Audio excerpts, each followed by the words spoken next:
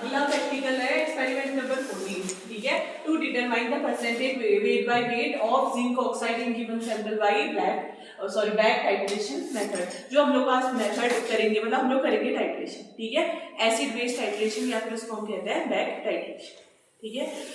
अब इसमें नॉर्मली हम किसके साथ करने वाले हैं, जिंक ऑक्साइड के साथ, ठीक है, जिंक ऑक्साइड बेस है, ओके।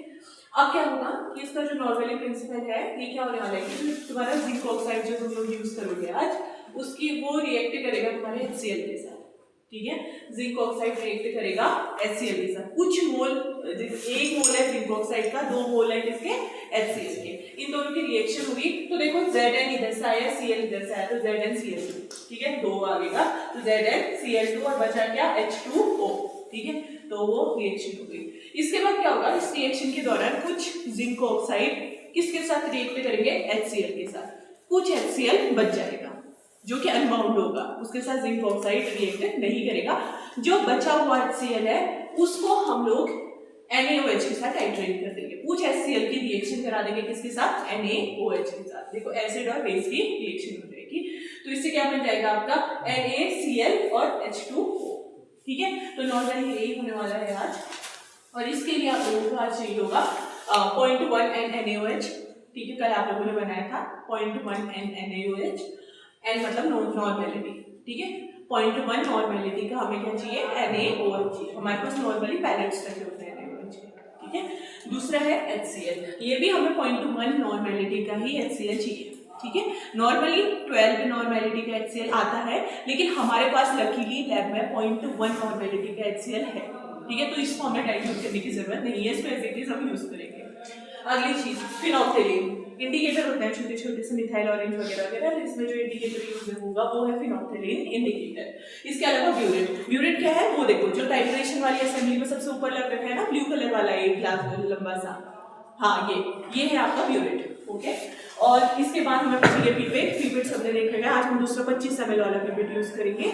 उसके अलावा फिर कोनिकल फ्लास्क है, दिखा दो पीछे से कोनिकल फ्लास्क सबको, हाँ वेरी गुड, ये रहा कोनिकल फ्लास्क, ठीक है। उसके अलावा फिर मेजरिंग सिलेंडर, वो लंबा वाला, ठीक है। और उसके बाद वेइंग बैलेंस सबको पता है, ठीक है, मेजर करने के लिए, और छोटे छोटे से बीकर लगेंगे, ठीक है। तो इतनी सारी चीजें लगने वाली हैं। और केमिकल में हमारा सबको पता है NaOH लगेगा, HCl लगेगा और जिंक ऑक्साइड लगेगा, ठीक है। तो ये अब इसका प्रोसीजर है कि हम कैसे कैसे करेंगे, आप लोग नोट डाउन करो। शाबाश, बड़ी जल्दी है तुम लोग, कहाँ थे, ओके, आ जाओ, आधे इधर आ जाओ, बड़ी तो 3 है, कोई 2 इधर आ जाओ, सबको दिख रहा है। अभी तक जो मैंने एक्सप्लेन किया वो कोई एक्सप्लेन करेगा इन लोगों को, आ जाओ बस एक्सप्लेन करो सबको, इतना इनको बता दो इन लोगों को। तो इन दोनों की रिएक्शन होगी, तो देखो इधर से Zn आया, इधर से Cl आया, 2 है तो ZnCl2 और 2H बच गए तो H2O, ठीक है। तो इसमें क्या हुआ कि ZnO जिंक ऑक्साइड की रिएक्शन हुई HCl के साथ, ठीक है। कुछ जिंक ऑक्साइड ने मिलकर एक कॉम्प्लेक्स बनाया होगा रिएक्शन, क्योंकि कुछ HCl के साथ, क्योंकि HCl ज्यादा है तो कुछ HCl बच गया होगा। तो जो बचा हुआ HCl है उसको हम लोग NaOH के साथ उसका टाइट्रेशन कर देंगे, उसकी रिएक्शन करा देंगे NaOH के साथ। तो इससे हमारा क्या बन जाएगा, NaCl और H2O, वो बन जाएगा, ठीक है। तो ये बेसिक सा प्रिंसिपल है। रिक्वायरमेंट उसने सबको बता दिया कि हमें 0.1 नॉर्मेलिटी का NaOH और HCl चाहिए, ठीक है। ये हमें बनाना पड़ेगा डाइल्यूट करके, और एक इंडिकेटर की जरूरत होती है, उस इंडिकेटर का नाम फिनोल्फथालीन, तभी कलर आएगा, अगर इंडिकेटर नहीं डालोगे तो कलर नहीं आता है। उसके अलावा डिस्टिल्ड वाटर आप लोगों ने कल बना रखा है, ठीक है। उसके बाद ब्यूरेट लगा हुआ है, पीपेट लगा हुआ है, मेजरिंग सिलेंडर लगा है, कोनिकल फ्लास्क लगा हुआ है, ठीक है, वेइंग बैलेंस लगा हुआ है, ठीक है। अब प्रोसीजर देख लेते हैं कि कैसे कैसे हम लोगों को बनाना है। नोट डाउन भी करते रहना, क्योंकि तुम लोग सब अपने मन से लिखोगे, मैं लिखूंगी नहीं, ठीक है, मैं लूंगी भी नहीं लिख के, तुम लोग अपने मन से लिखोगे कि हमने स्टेप बाय स्टेप, कि हमने पहले ये लिया, उसके बाद ये कैसे क्या होगा ना, तुम्हें याद भी हो जाएगा कि हमने कैसे कैसे किया था, ठीक है, सारे स्टेप देख के।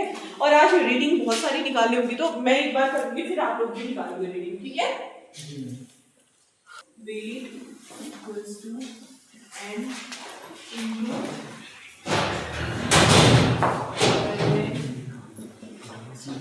weight volume by 1000। ठीक है, ये फॉर्मूला है। इस फॉर्मूले को कैलकुलेट करके मैं बनाऊंगी 0.1 नॉर्मेलिटी ऑफ NaOH। ठीक है, अब इसमें देखो n हमें कितना बनाना है, कितना है 0.1, तो n की वैल्यू कितना आ जाएगा 0.1। इसका इक्विवेलेंट वेट होता है आपका 40। ठीक है, NaOH का। उसके बाद वॉल्यूम हमें टोटल कितना बनाना है 100 डिवाइडेड बाय 1000, तो कितना है 4.4 ग्राम होगा ना, 100 ml ऑफ वाटर।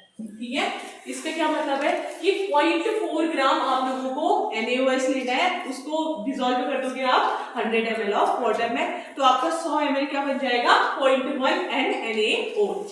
ठीक है, इस कैलकुलेशन में किसी को कोई दिक्कत कुछ नहीं है, बस फॉर्मूले में रख देना है, n जितना बनाना होता है उतना, जितनी नॉर्मेलिटी चाहिए उतना। इक्विवेलेंट वेट हर किसी का होता है, जैसे NaOH का 40 होता है। इसके बाद वॉल्यूम हमें जितना बनाना है 100 बनाना है तो 100, 400 बनाना है तो इधर 400 आ जाएगा, 1000 बनाना है तो इधर 1000 आ जाएगा। ठीक है, डिवाइडेड बाय 1000, तो मेरा आंसर आया था 0.4 ग्राम और इन 100 ml ऑफ वाटर। ठीक है, इससे बन जाएगा सबका।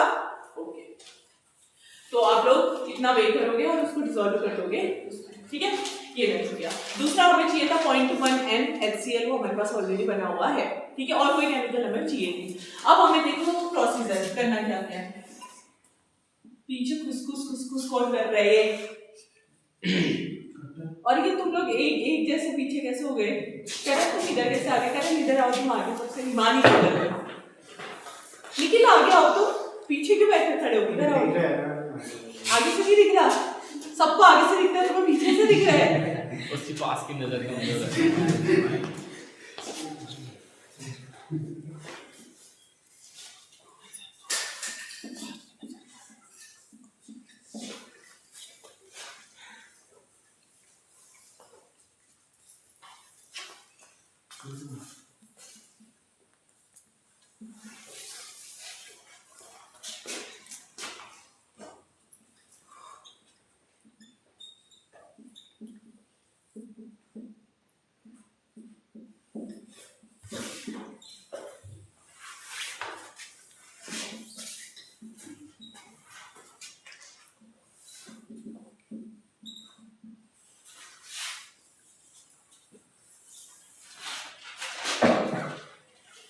ठीक है, पहले आप लोगों ने सैंपल तैयार करना है। सैंपल के लिए हमें क्या चाहिए? Zinc oxide. ठीक है, तो आप लोग 0.25 ग्राम जिंक ऑक्साइड को पहले वेट करोगे।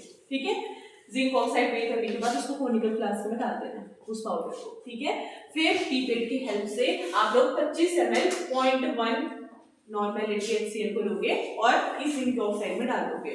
फिर इस पाउडर को अच्छे से डिसॉल्व होने दोगे। थोड़ा टाइम लगेगा, जब तक वो कंप्लीटली डिसॉल्व नहीं होता उसको शेक करके आपको डिसॉल्व करना है। ठीक है, ये समझ आ गया सबको? ये बन गया आपका पहले तो सैंपल। ठीक है, अब आप करोगे टाइट्रेशन। टाइट्रेशन के लिए आपको क्या करना पड़ता है? सबसे पहले आपकी जो ब्यूरेट है वो साफ होनी चाहिए, तो ब्यूरेट को पहले डिस्टिल्ड वाटर से रिंस करना पड़ता है। ठीक है, उसके बाद फिर आप ब्यूरेट के अंदर क्या भरने वाले हो? NaOH। तो एक बार NaOH को चला के भी उसको रिंस कर देना। ठीक है, उसके बाद आप क्या कर दोगे? ब्यूरेट में ऊपर तक फिल कर देना NaOH डाल के। ठीक है, उसके बाद उसको नॉब को नीचे से लॉक करना। पहले हल्का सा NaOH बाहर को निकाल देना। अगर उसमें कोई एयर बबल है, कोई एयर ट्रैप है तो वो बाहर निकल जाएगी। ठीक है, उसके बाद उसको टाइटली बंद कर देना हुआ। उसके बाद फिर जो ये बीकर में आप लोगों ने कोनिकल फ्लास्क में आप लोगों ने केमिकल बना लिया है वो उसके नीचे रखोगे। इस केमिकल में आपको 2 से 3 ड्रॉप्स फिनोल्फथालीन की डालनी है।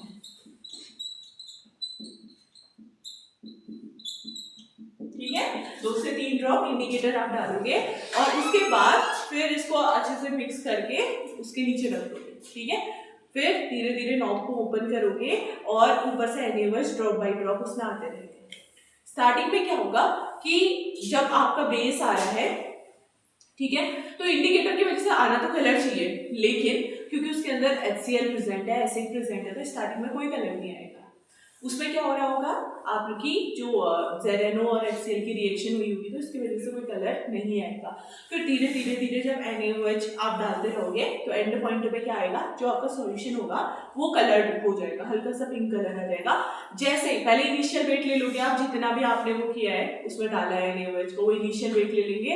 उसके बाद फिर जब वो पिंक कलर आ जाएगा उधर ही में ब्यूरेट को रोक दोगे और देखोगे कि कौन से पॉइंट पे उसने पिंक कलर दिया है, उस पॉइंट को नोट डाउन कर लोगे, इनिशियल माइनस फाइनल करके आपकी एक रीडिंग आ जाएगी। इसी तरीके से आपको 3 रीडिंगें लेनी पड़ती है एक्यूरेसी के लिए। 3 रीडिंगें ले लो, तीनों का मीन करके, मतलब ऑलमोस्ट सेम सेम आता है तो उसका मीन करके तुम्हारी एक रीडिंग आएगी। तो आज का काम है हमारा इतना कि ये करके हमें रीडिंग लानी है। फिर उसके बाद हम लोग कैलकुलेशन वाले पार्ट में, कल मैं कैलकुलेशन तुम लोगों को समझाऊंगी तुम्हारी रीडिंग के साथ, ठीक है। तो आज हम ये करते हैं, तो स्टार्ट करते हैं। चलो इसका ना कैमरा कोई पकड़ लेगा, बीच बीच में वीडियोस बनाते रहेगा, मतलब इसकी रिकॉर्डिंग का पूरा काम से रहेगा। हाइड्रोस्कोपिक इसका नेचर होता है, तो पानी को एब्जॉर्ब करता है, एयर को एब्जॉर्ब करके क्या करता है, ये पानी पानी से होता है, इसलिए इसको बंद करना पड़ता है पूरे से। पहले टेयर करोगे, पेपर देखिए, हाँ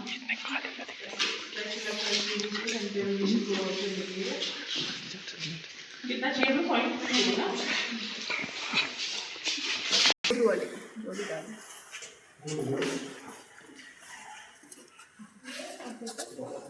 अरे ऑफ ही हो गया है, रुक जाओ, तो ज़्यादा हो जाएगा, हो गया, हो जाएगा, ला दो, ठीक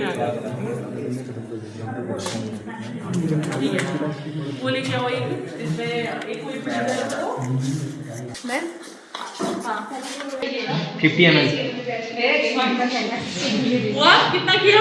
मैम 50 100 ये डब्बा बंद कर दिया ना, 100 ml 100 ml एग्जैक्ट होना चाहिए, ठीक है, वरना टाइट्रेशन खराब हो जाएगा। इसमें डालिए वाटर, इसमें ये डाल दो और ये ग्लास वाटर बन जाएगा।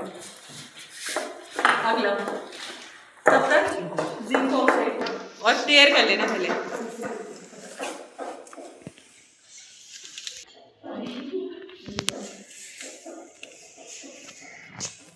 टाइम लगेगा थोड़ा, लेकिन हो जाएगा।